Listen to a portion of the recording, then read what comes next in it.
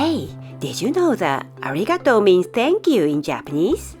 Yeah, it's like a magical word that brings miracles. That's awesome! Let's learn the magic arigato phrase today. Are you ready? Let's begin! Toilet, arigato. Thank you, toilet. Toilets are something we use every day. Have you used a toilet today? Most likely, right? In Japanese, toilet is called toire. Toire. Hey, it sounds more like toilet than toire. You are absolutely right.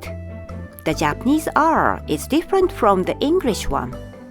When pronouncing re, your tongue touches the roof of your mouth. But with the English sound R, your tongue doesn't.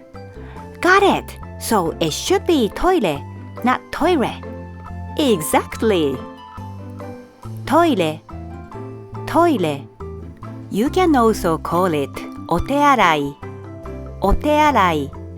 Otearai literally means hand wash in Japanese.